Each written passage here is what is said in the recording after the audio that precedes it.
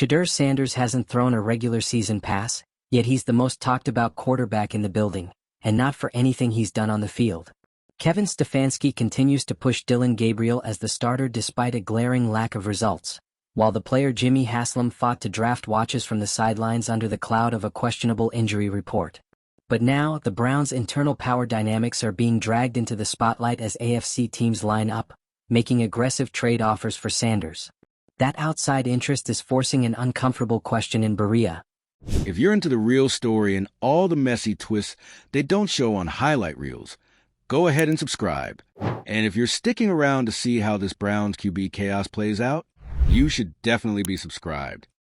If rival GMs can see his value, why can't the coach? This moment is no longer about development or injury timelines, it's about control. Haslam has a choice: let a stubborn staff dictate the future, or take back the wheel before the season slips away. With the trade deadline looming and the defense delivering championship-level performances, the cost of inaction is growing by the day. The Cleveland Browns have built one of the most dominant defenses in the NFL, but none of it matters right now. Because while Myles Garrett is rewriting record books and the defense is dragging opponents into the dirt every week, the team's playoff hopes are being strangled by one thing: quarterback dysfunction. Not a lack of talent. Not a lack of preparation. Not even bad luck. The Browns are being undone by internal power struggles, personal agendas, and a refusal to adapt. And at the center of it all is rookie quarterback Shedeur Sanders, healthy, capable, and sidelined. The official reason? A mysterious back injury. That's what head coach Kevin Stefanski continues to tell the media.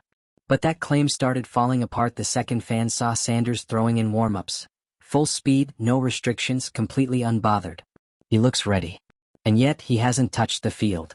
While he's being kept in the shadows, the Browns are rolling with Dillon Gabriel, a quarterback handpicked by Stefanski for his system. Gabriel has rewarded that loyalty with one of the worst statistical stretches of quarterback play in recent Browns history. An 18 QBR across 4 games. That's not just bad, it's bottom of the league. Cannot win with this guy bad. The decision to keep Gabriel in while Sanders sits isn't just controversial anymore. It's reckless. The defense is too good. The AFC race is too tight. And now, the situation has escalated even further, because other teams are officially circling. Multiple AFC teams have reached out to the Browns front office to inquire about trading for Shedeur Sanders. Real calls. Real offers. Not hypotheticals. The league sees what the Browns refuse to act on: that Sanders has value, that he's being mismanaged, and that he might be ready to start right now, just not in Cleveland. And that league-wide interest? It's reportedly stunned team owner Jimmy Haslam. Haslam, who was the driving force behind drafting Sanders, has now realized the depth of the situation. The guy he viewed as a potential future starter is stuck in limbo, labeled as injured for reasons that don't hold up to scrutiny, and now being courted by rivals who see his potential more clearly than his own coaching staff. That disconnect between ownership and coaching is no longer subtle. It's ripping through the walls of the franchise. Haslam favored Sanders. Stefanski didn't. And ever since the draft, Stefanski has made it clear: he's riding with his guy regardless of results. And that's where the Browns' current identity crisis is unfolding. This team doesn't need elite quarterback play. They don't need a Mahomes or a Burrow. They just need someone who can stay on script, keep the offense moving, convert third downs, and avoid putting the defense in impossible positions. Sanders could be that guy. Other teams believe he is. But Stefanski won't even give him a look. Instead, week after week, the Browns march out a quarterback who looks overwhelmed, who stalls drives, and who clearly isn't elevating the offense in any way. And the reason why this continues? Loyalty. Not to the team. Not to the fans. Loyalty to a system. Kevin Stefanski's unwillingness to deviate from his preference for system quarterbacks has now crossed into dangerous territory. The evidence is undeniable. The team is underperforming offensively. The defense is keeping games close. And the quarterback the coach refuses to start is being treated as a top-tier trade asset by the rest of the league. This isn't about development anymore. It's about control. By sticking with Gabriel and refusing to even explore the Sanders option, Stefanski is essentially planting a flag. He's saying, I decide who plays and I won't be forced into anything, even if it's the best move for the team. And that kind of approach? It's now threatening the entire locker room dynamic. Defensive players have to be looking at this and wondering how long they're supposed to carry the team before someone else gets held accountable. It doesn't matter how many sacks Myles Garrett racks up or how many stops the secondary makes if the offense can't score more than 13 points. The frustration is building. And if the Browns continue to let this play out without intervention, they're going to lose more than games. They're going to lose the locker room. The trade deadline is right around the corner.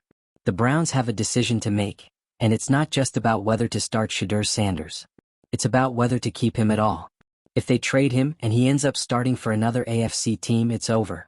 The narrative is written. The Browns will be remembered as the team that drafted a quarterback with upside, never gave him a chance, and let him walk because of coaching politics. That stain won't come out no matter how they try to spin it. If they keep him and still don't play him, it's just as bad. Because then they're wasting the value and the opportunity. Every week that passes with Gabriel under center and Sanders sitting is another week the Browns are sabotaging their own playoff hopes.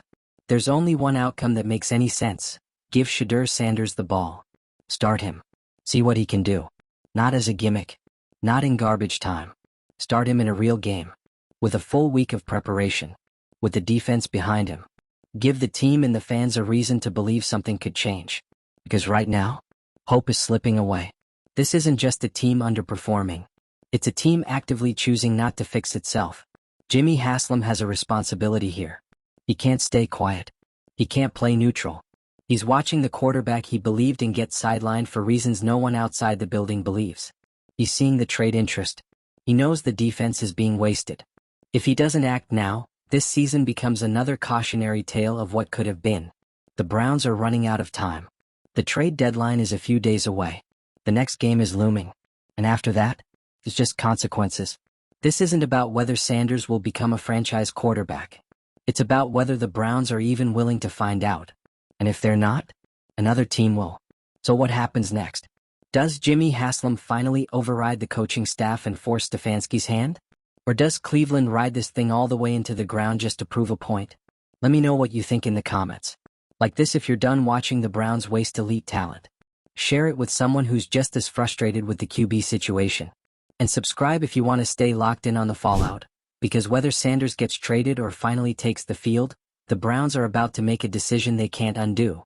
At the core of this organizational mess is a quarterback situation so botched, so visibly mismanaged, it's starting to feel like sabotage. Not against the fans, not against the season, but against Shedeur Sanders himself. Let's just lay it out plainly. A rookie quarterback with undeniable talent is being benched for a struggling system guy, while the team hemorrhages offensive production and trade calls pour in from across the AFC. And the Browns? They're paralyzed. Caught in a tug-of-war between ownership and coaching, pride and pragmatism. On one side you've got Jimmy Haslam, the owner who reportedly championed drafting Sanders. A guy who saw the vision, took the swing, and believed the kid could grow into the role. On the other, head coach Kevin Stefanski, committed to his system, his quarterback, and apparently his own authority. And here's the thing. This isn't just a difference of opinion. This is a full-blown internal conflict. Every day that Shedeur Sanders stays off the field, the dysfunction becomes more obvious. The coaching staff continues to push the injury line, even though cameras have caught him throwing in warm-ups like he's game ready. No trainers in sight. No limp. No visible restriction. Just a quarterback staying warm and being told he's not playing. So why is this happening? Because Sanders wasn't Stefanski's pick. He was Haslam's. And in the NFL, those power dynamics matter. Coaches want their guys under center. Quarterbacks who already speak the language, already fit the scheme, already owe the coach their shot. Shedeur? He doesn't check those boxes. What he does bring, though, is talent. Raw, obvious, untapped talent, and that, apparently, is threatening. Which brings us to the rest of the league. Teams across the AFC, teams with real playoff ambitions, are watching this unfold and making calls. They're seeing a fifth-round rookie being criminally underused and thinking, if Cleveland won't let him play, we will. Offers are being made. Haslam, reportedly, is stunned by how aggressive they are. And why wouldn't he be? You've got a kid with no NFL starts, generating real trade value, all because other teams believe he might be the guy. Meanwhile, his own coach is sticking with Dillon Gabriel, whose stats look like they were ripped from a preseason game that got canceled halfway through. And we're not talking about one bad outing. Gabriel has consistently underperformed. His QBR is scraping the bottom of the league. He's throwing behind receivers. The offense can't sustain drives. And he's wasting the best Browns defense in a generation. You can't blame fans for being furious. You watch Myles Garrett dominate a game, only for the offense to go 3 and out. You watch the defense hold elite opponents to under 20 points, only for the offense to cough it up in the red zone. And the answer is sitting there, holding a clipboard. Whether or not Shedeur is ready isn't even the biggest question anymore. The real question is, how much worse could it possibly get? Because if Sanders plays and struggles, at least the team knows where he stands. You evaluate, you adjust, you move forward. But if he sits and then ends up traded and then turns into something elsewhere? That's not just a missed opportunity, that's a franchise-altering mistake. That's the kind of thing that defines eras. We've seen this story before. Talented young quarterback, internal power struggle, stubborn coach, and a trade that haunts the team for years. Ask the Texans. Ask the Bears. Ask any team that chose pride over production. The pressure's rising. And Stefanski's stance is looking less like a coaching decision and more like a personal grudge. Because if it were just about performance, Gabriel would be benched already. No coach in the league is watching this tape and thinking he gives them the best chance to win. No locker room is buying that narrative. No owner should accept it. And that's where the clock is ticking loudest, on Jimmy Haslam. Because he can sit back, let his coach run the team into a wall, and pray it doesn't explode in his face. Or he can step in, override the nonsense, and put the best roster in years in a position to win now. But stepping in comes with consequences. It risks public perception, potential resignations, even front office turnover. It draws a line in the sand. The owner is making football decisions. And once you cross that line, you better be right. So what's worse, intervening and taking the heat? Or standing by while your season collapses over a coach's bruised ego? The answer should be obvious. The Browns can't afford to lose Shedeur Sanders, not without even seeing what he can do. The fanbase won't tolerate another, "we never gave him a shot" post-mortem. The defense won't keep dragging the team up the hill week after week if there's no support.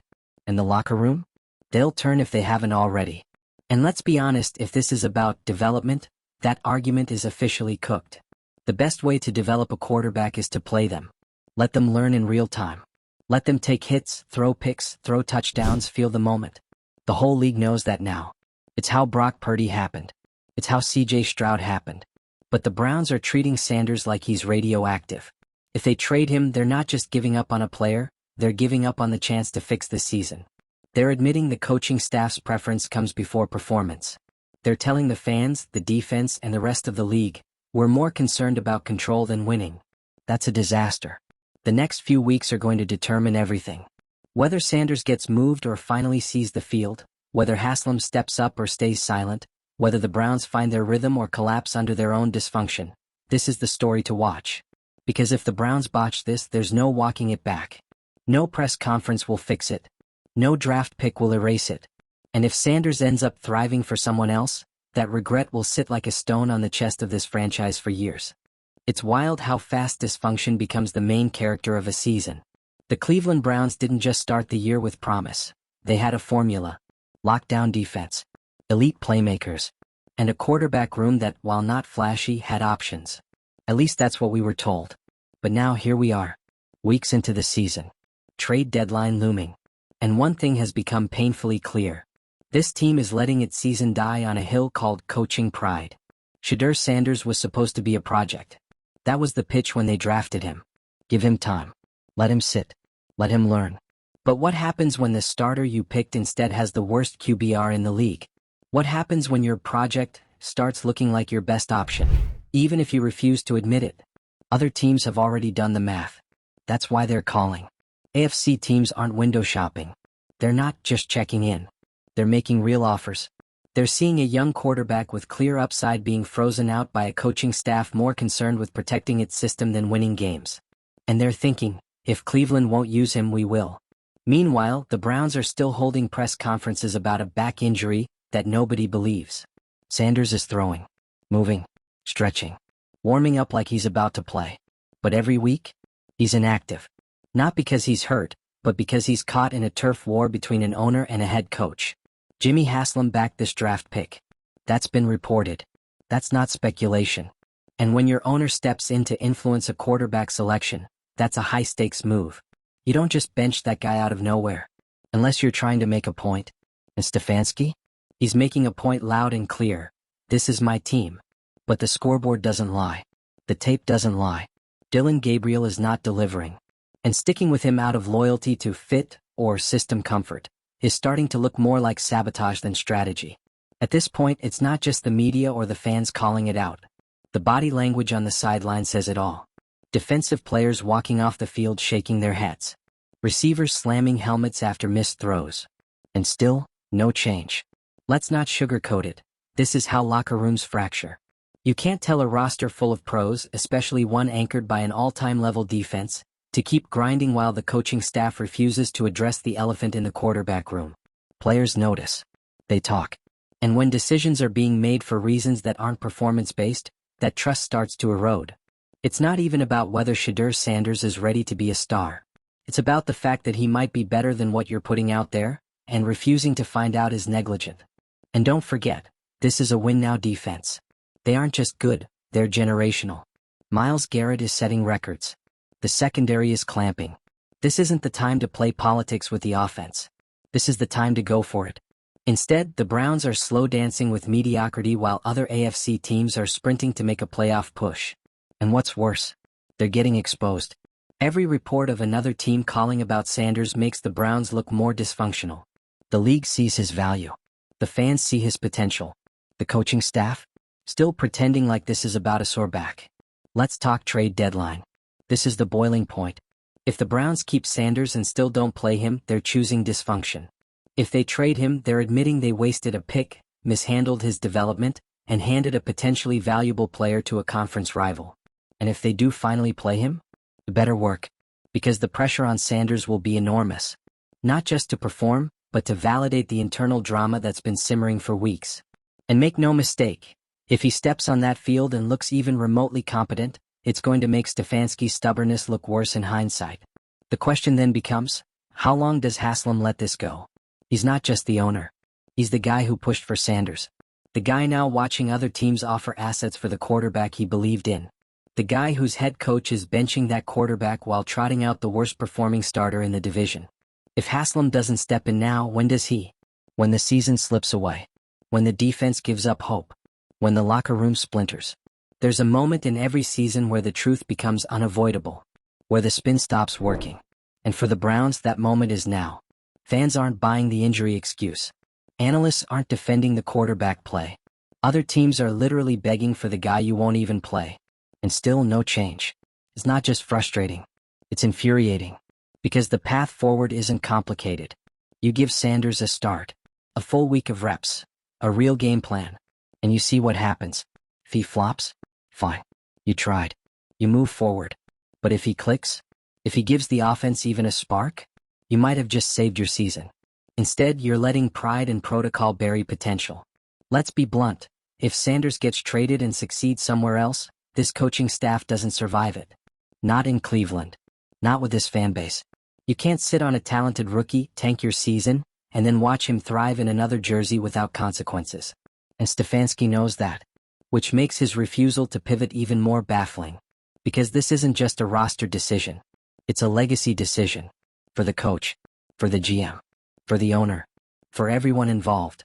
The longer you pretend this isn't a crisis, the deeper the hole gets. And let's not ignore the optics. Other teams, rival teams, are recognizing what you have before you do. That's humiliating. That's not player development. That's mismanagement. And it reflects an organization that's more concerned with being right than being successful. You don't get many chances to compete at this level. The Browns have a playoff defense. That's not up for debate. But offense? That side of the ball is a self-inflicted wound. And the fix is literally on your bench. How many more weeks does this go on? How many more low-scoring losses? How many more he's still not ready press conferences while the film shows otherwise? The fans are done with excuses. They want action. And honestly, so does the locker room.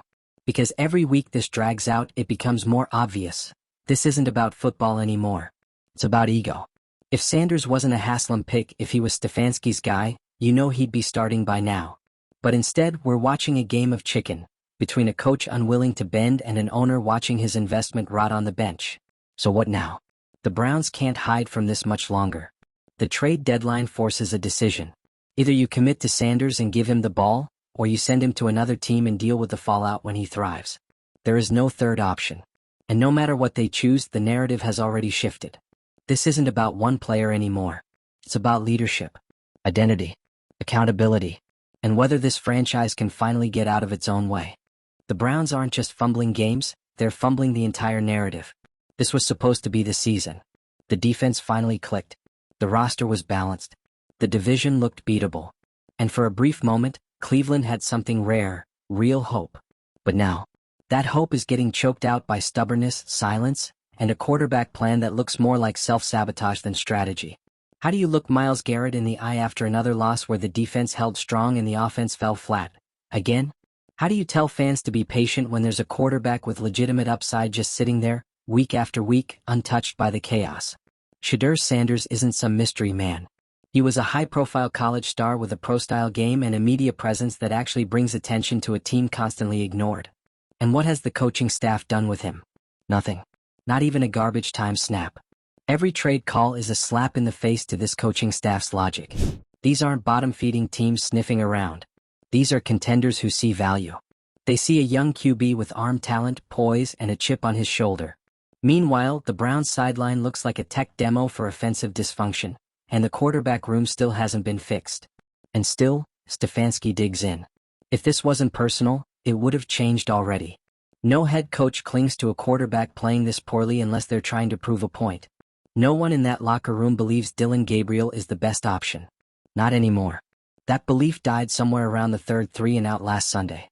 So here we are. A franchise with playoff-caliber pieces. A rookie quarterback with trade value rising by the hour. And a head coach who would rather tank the offense than admit he might be wrong. Meanwhile, Jimmy Haslam is stuck. If he steps in, he's the meddling owner. If he doesn't, he's the absentee one. But silence? That's already speaking volumes. Because if the front office believed in Stefanski's plan, they wouldn't be fielding offers. If they trusted the injury narrative, they wouldn't need to lie low while teams start circling. Everyone inside that building knows what this is. And they know the clock is ticking.